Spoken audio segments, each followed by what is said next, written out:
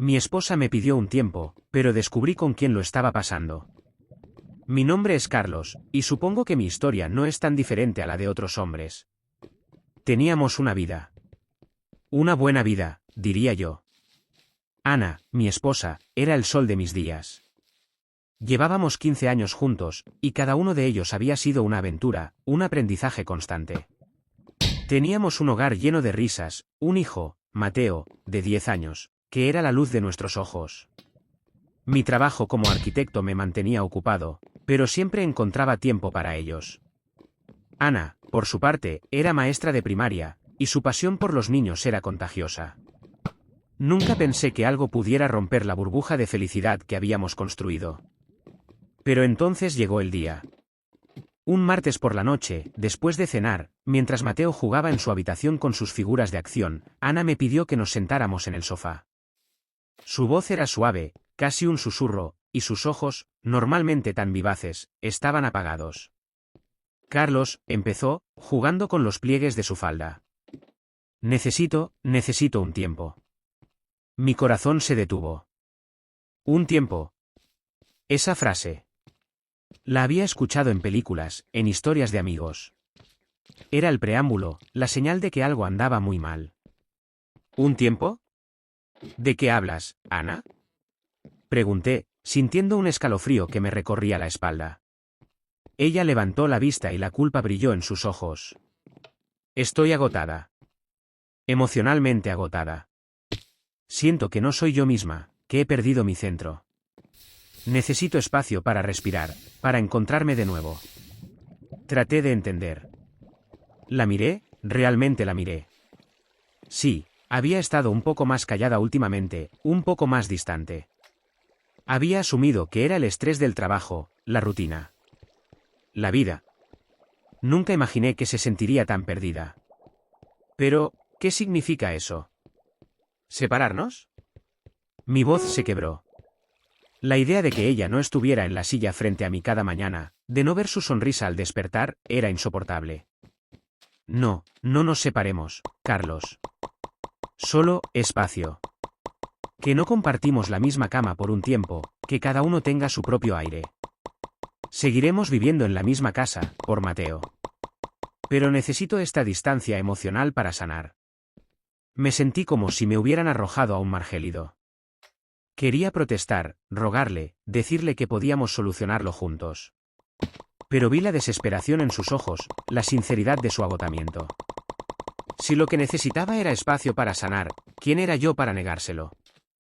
Con un nudo en la garganta, asentí. Le dije que la apoyaría, que entendía, o al menos lo intentaba. Se mudó a la habitación de invitados esa misma noche. Los primeros días fueron un vacío.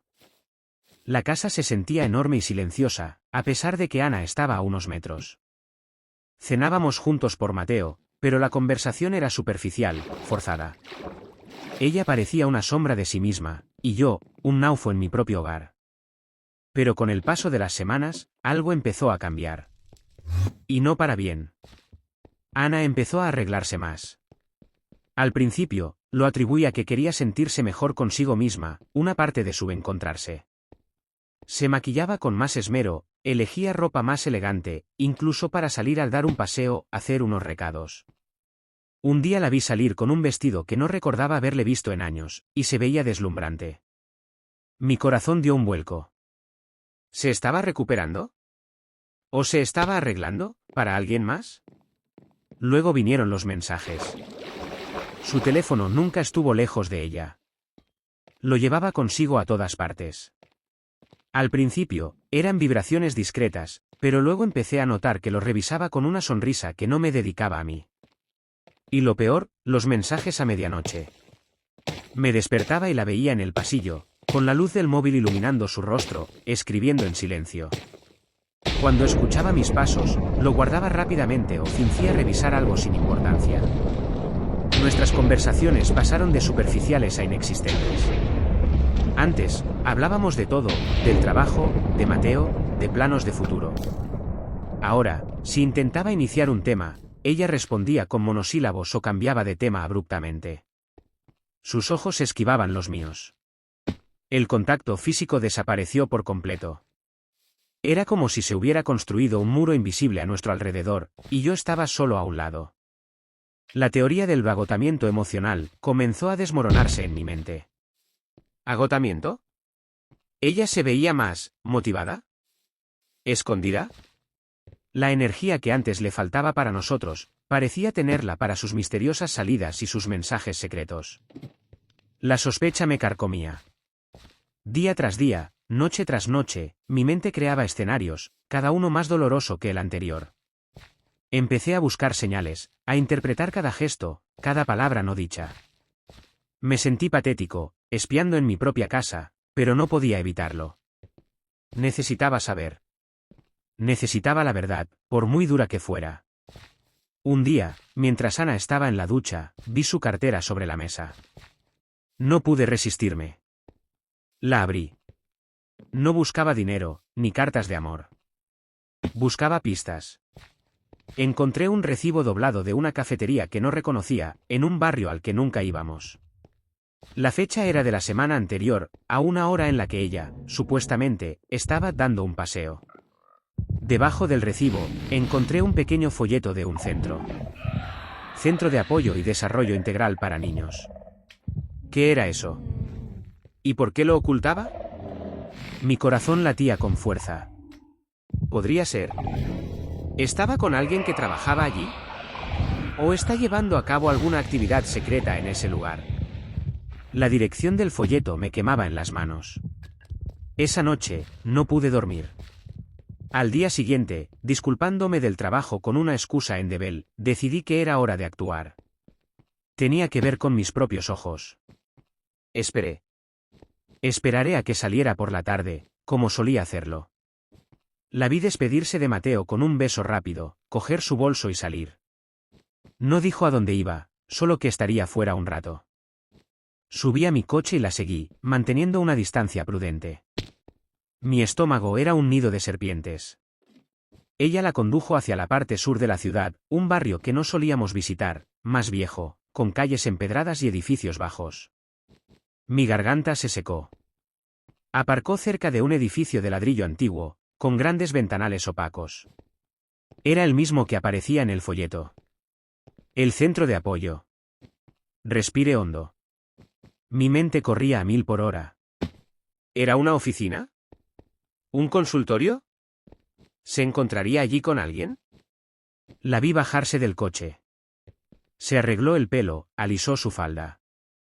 Se veía nerviosa, pero decidida. Luego, entró por una puerta lateral. Espera unos minutos, mi corazón retumbando en mis oídos. El miedo y la rabia se mezclaban. ¿Cómo podía hacerme esto? ¿Después de todo lo que habíamos compartido? La idea de enfrentar la realidad, de verla con otro hombre, me paralizaba. Pero no podía quedarme en el coche. Tenía que terminar con esto. Con paso tembloroso, me acerqué al edificio. La puerta lateral por la que había entrado seguía abierta, solo un poco. Me asomé, el pulso desbocado. El interior no era una oficina. Era una sala grande, luminosa, llena de colores. Había mesas pequeñas, sillas adaptadas y juguetes educativos. Y niños. Varios niños pequeños, de diferentes edades, estaban sentados en círculo, prestando atención a una mujer. Y luego la vi. Anne. Estaba sentada en el suelo, en el centro del círculo, con una sonrisa que no había visto en meses. Su voz era dulce, paciente, mientras les leía un cuento a los niños. Llevaba el mismo vestido elegante que pensé que era para su cita. Pero no era para una cita. Era para ellos. Pero eso no fue lo que me rompió por dentro. Lo que me destrozó, lo que hizo que mis rodillas flaquearan, fue ver quién estaba sentado justo al lado de ella, con los ojos fijos en el libro, su pequeña mano enroscada en el brazo de su madre. Era Mateo. Nuestro hijo.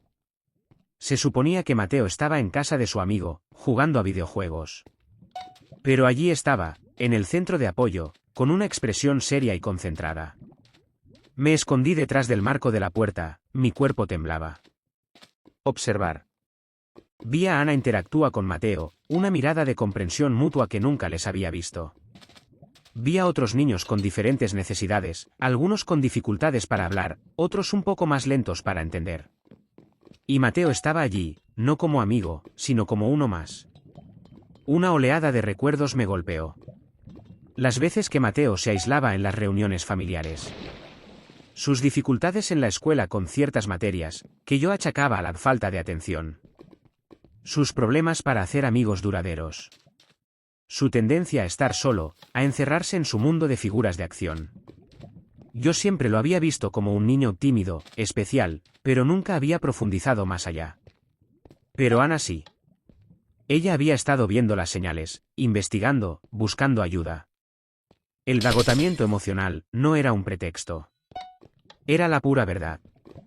Estaba agotada de llevar este peso sola. Agotada de buscar respuestas, de encontrar el centro adecuado, de asistir a las terapias, de leer cada libro, de aprender cómo ayudar a nuestro hijo en su viaje. Los mensajes a medianoche no eran de un amante, sino de otros padres, de los terapeutas, coordinando horarios, compartiendo miedos y avances. El hecho de que se arreglara era quizás su manera de sentirse fuerte, de vestirse para la batalla diaria que libraba por Mateo. Y el tiempo que me pidió, no era para alejarse de mí, sino para crear el espacio mental y emocional que necesitaba para sumergirse por completo en esto. Quizás sentí que yo no lo entendería, que me asustaría, o que simplemente no estaba listo para ver la realidad nuestro de hijo. O quizás, simplemente necesitaba protegerlo a toda costa, incluso de mí. Las lágrimas comenzaron a correr por mi rostro, calientes y amargas. No eran de rabia ni de celos, sino de una profunda, aplastante vergüenza. Yo había sospechado lo peor de la mujer que amaba, mientras ella estaba librando una guerra silenciosa por nuestro hijo. Yo había sido ciego, egoísta, concentrado en mis propias preocupaciones, mientras ella cargaba con todo el peso. Ana levantó la vista del libro y su mirada se posó en la entrada, directa en mis ojos.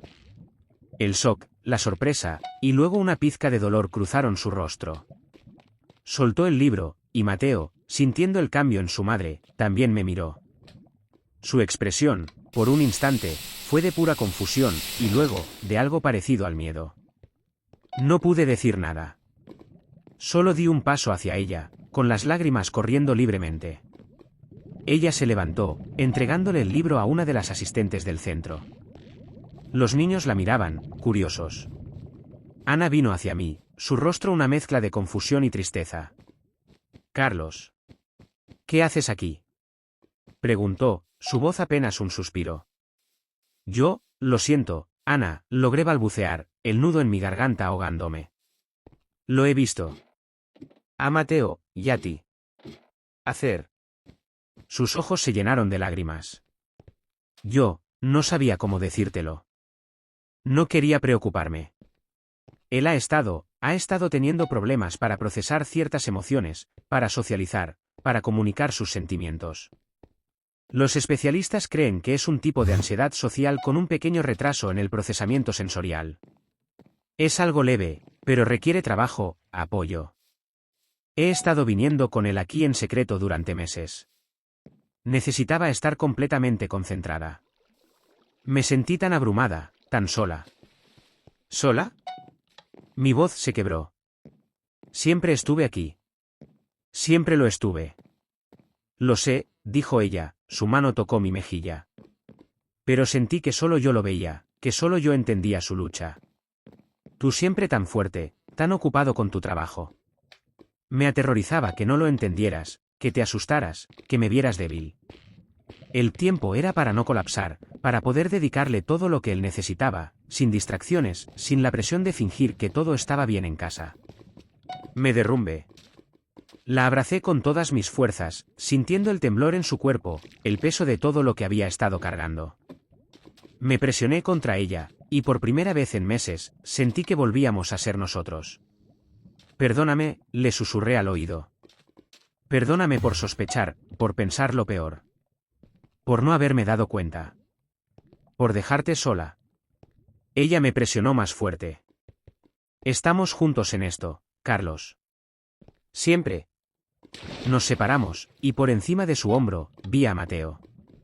Tenía los ojos grandes y asustados. Lentamente, me acerqué a él, y me puse de rodillas. Papá, dijo, su voz pequeña. Mi amor, dije, tomándole la mano. Siento mucho no haberme dado cuenta antes. Pero estoy aquí ahora. Y vamos a estar juntos, ¿de acuerdo? Mamá, tú y yo. Los tres. Una pequeña sonrisa se formó en sus labios, y se lanzó a mis brazos. Supe que el camino sería largo, que nos esperaban desafíos. Pero ya no era un camino solitario para Ana. Y el quien que había descubierto no era un amante, sino una realidad mucho más profunda y dolorosa, el sufrimiento silencioso de nuestro propio hijo, y la fortaleza inquebrantable de mi esposa para protegerlo. El descubrimiento me había roto, pero esa noche, también me había reunido con mi familia, de una manera que nunca hubiera imaginado. Comenzaríamos de nuevo, ahora, los tres juntos.